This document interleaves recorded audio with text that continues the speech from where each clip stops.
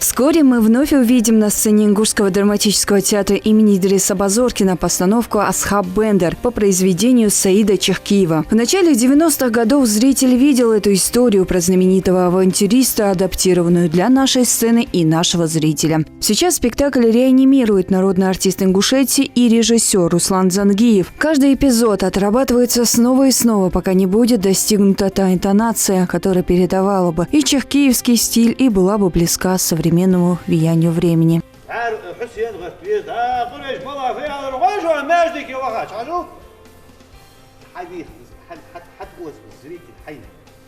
Сегодня время другое. Сегодня зрителя, чтобы удержать во внимании, надо, чтобы материал был немножко динамичнее, действия побольше. В принципе, мы ничего там не изменили. Актеры другие, все, музыка другая, декорации другие, все. А мысль саидовская, она осталась. Громче, громче, туда!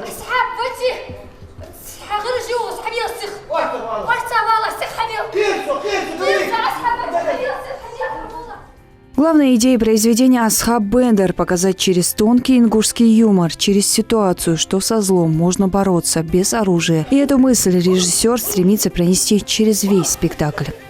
Основа, на чем зиждется материал пьесы, это фольклор ингушский. Саид в этом был большим знатоком.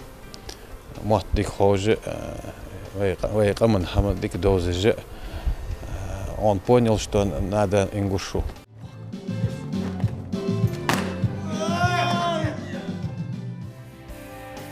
Спектакль состоит из 7 картин. В постановке задействован весь состав Ингушского драматического театра. Молодые актеры, заслуженные и народные артисты республики. Главная роль Асхаба Бендера в качестве дублера досталась Амиру Пугоеву.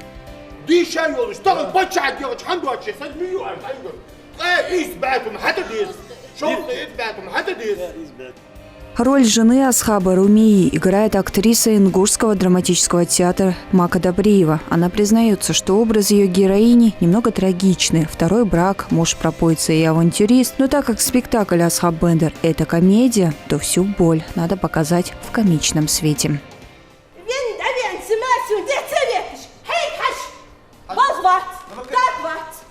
Роль тяжелая, потому что сегодняшняя жизнь наша, которая каждый день мы встречаем людей, реально живущие в такой жизни. И приходится через себя пропускать это. И так можно жить, и можно все переделать, можно создать нормальную жизнь, можно такого человека поставить на правильный путь.